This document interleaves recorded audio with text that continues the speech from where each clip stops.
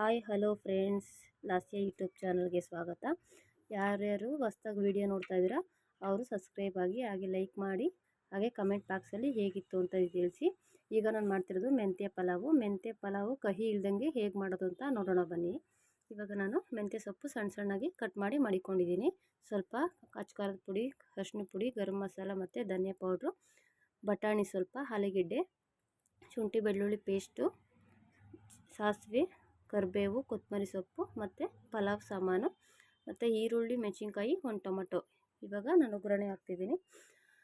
ಒಂದು ಕುಕ್ಕರ್ಗೆ 3 ಸ್ಪೂನಷ್ಟು ಎಣ್ಣೆ ಹಾಕಿ, ಇವಾಗ ಸಾಸಿವೆ ಮತ್ತು ಕರಿಬೇವು ಹಾಕೋತೀನಿ ಮತ್ತು ಹಸಿರು ಮೆಣಸಿನ್ಕಾಯಿ ಹಾಕ್ಕೊಳ್ಳಿ.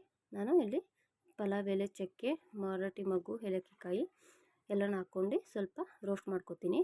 ಆದಮೇಲೆ ಈರುಳ್ಳಿನೂ ಅಷ್ಟೇ ರೋಸ್ಟ್ ಮಾಡ್ಕೊಬೇಕು. ಅದು ಬ್ರೌನ್ ಕಲರ್ ಬರೋ ಗಂಟ ಸ್ವಲ್ಪ ರೋಸ್ಟ್ ಮಾಡ್ಕೊಳ್ಳಿ. ಆಯ್ತಲ್ವ?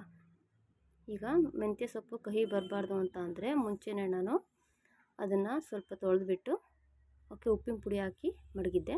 ಶುಂಠಿ ಬೆಳ್ಳುಳ್ಳಿ ಪೇಸ್ಟು ಮತ್ತು ಒಂದು ಟೊಮಟೊ ಹಣ್ಣು ಅದನ್ನು ಅಷ್ಟೇ ಹಾಕ್ಕೊಂಡು ನೋಡಿ. ನಾನು ಈ ವಿಡಿಯೋನ ಸ್ಕಿಪ್ ಮಾಡ್ದೇ ನೋಡಿ ಹೇಗೆ ಮಾಡೋದು ಅಂತ, ಆವಾಗ ಗೊತ್ತಾಗುತ್ತೆ. ಈಗ ನಾನು ಸ್ವಲ್ಪ ಉಪ್ಪು ಹಾಕೊಂಡಾದ್ಮೇಲೆ ನಾನು ಇವಾಗ ಮೆಂತ್ಯ ಸೊಪ್ಪು ಹಾಕ್ಕೊಂಡು ಅದನ್ನು ಅಷ್ಟೇ ಚೆನ್ನಾಗಿ ಹುರ್ಕೊಬೇಕು. ಏಕೆ ಅಂದರೆ ಅದು ಕಹಿ ಇರೋದೆಲ್ಲ ಬಿಟ್ಟೋಗಬೇಕು. ಅದು ಎಣ್ಣೆಲಿ ಚೆನ್ನಾಗಿ ಫ್ರೈ ಮಾಡ್ಕೊಬೇಕು.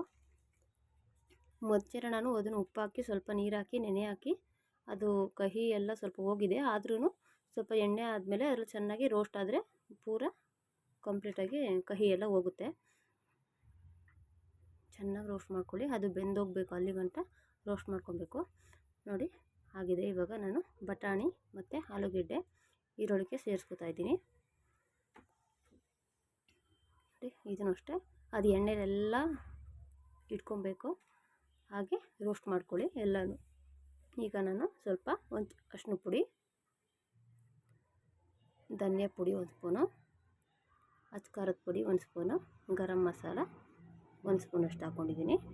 ಇವಾಗ ಇದನ್ನು ಅಷ್ಟೇ ಎಲ್ಲನೂ ಮಸಾಲ ಅದು ಸೊಪ್ಪಿಗೆ, ತರಕಾರಿಗೆ ಎಲ್ಲದಕ್ಕೂ ಇಟ್ಕೊಳ್ಳೋ ಥರ ನೀವು ರೋಸ್ಟ್ ಮಾಡ್ಕೊಳ್ಳಿ.